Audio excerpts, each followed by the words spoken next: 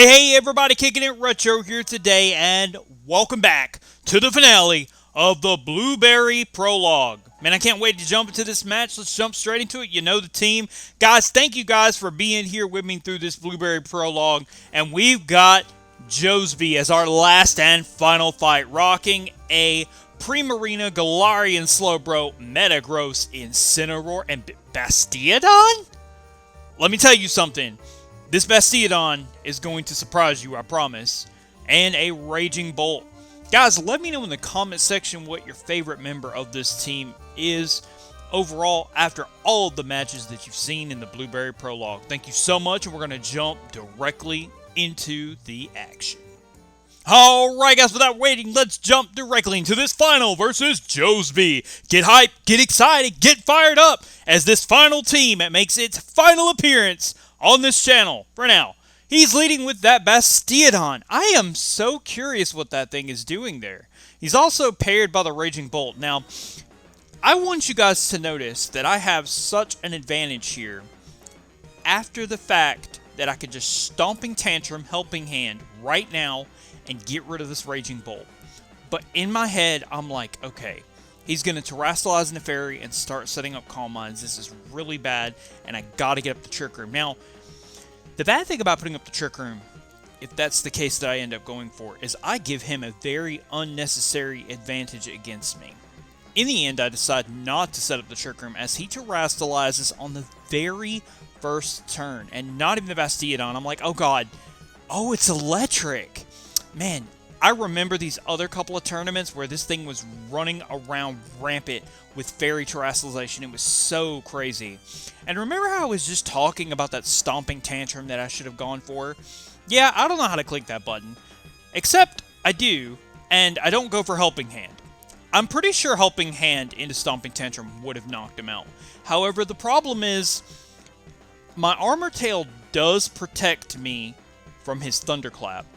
But the issue here is that Metagross has already taken significant amounts of damage. He goes for the Guard Split! No way! So he gives the Raging Bolt all that extra defense and splits the defenses, but Raging Bolt is pretty tanky on its own. So this Bastiodon is now nigh unkillable. I do have the Stomping Tantrum, which quad super affects it, of course. But of course, I'm not looking at Bastiodon as a threat, as he now goes for the Wide Guard, expecting me to go for the Hyper Voice. And once again, here comes another Thunderbolt, and we go down. So that is very unfortunate. I believe this is just fast enough to outspeed Metagross. I guess I run a slower, more defensive Metagross. However, it didn't help in this point, and this Hyper Voice is completely nullified by the Wide Guard. Wide Guard, Guard Split. God, not anything I would have expected to see in the Blueberry Prologue. Huge shoutouts to my opponent Josby for Bastiodon. That's why you made the thumbnail. But this Bastiodon is not done. Do not shield your eyes from this incredible Pokemon just yet. There's more to come, guys. Gothitelle comes out here, and you know Gothitelle is one of my most defensive Pokemon. And even at this point, I'm thinking in the back of my mind, I have Terrapagos alongside Gothitelle with my Heal Pulse strategy into the Terra Shell. So I'm not honestly too worried about anything he could possibly go for.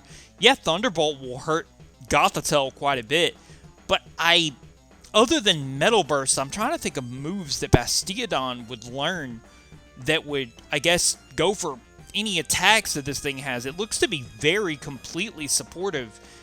Probably Helping Hand. I'm pretty sure Bastiodon gets Helping Hand. I wouldn't be surprised. Helping Hand, Guard Split, Wide Guard. So this thing is just completely unhinged. Goes for a Draco Meteor. Luckily that misses Gothitelle. We would have definitely taken that, but we finally get rid of this thing. I should have taken this thing out with Helping Hand, Stomping Tantrum on turn 1. I guess I'm not really sure what I was thinking. Even if he would have Fairy Terrasilized, I could have just gone into Steel, but then he could have just killed me with a Thunderbolt. So finally I twist the dimensions, not realizing that this is actually bad for me, because Gothitelle is actually a bit faster than Bastiodon. And thinking about other Pokemon on his team, I feel like I just gave him a lot of free reign. I wonder if he's running a slow Primarina. that would be really bad. Because we just enabled the Trick Room, so we would enable him freely to just go for things. Now, Primarina is not super offensive. We do have to watch out for that Liquid Voice boosted Hyper Voice, possibly behind a Throat Spray. But the biggest issue here is this Bastiodon can simply Wide Guard, because Hyper Voice isn't going to do anything. So now I'm pretty much, okay, I'm just going to target down the Primarina. That Foul Play does quite a bit of damage, brings Farigiraf in really, really low range. That Psychic comes through, does half to Primarina. Here comes that Liquid Voice, Hyper Voice I was talking about, and that is definitely going to take out Farigiraf from that range. I'm wondering, let's see if we see a Throat Spray activated here.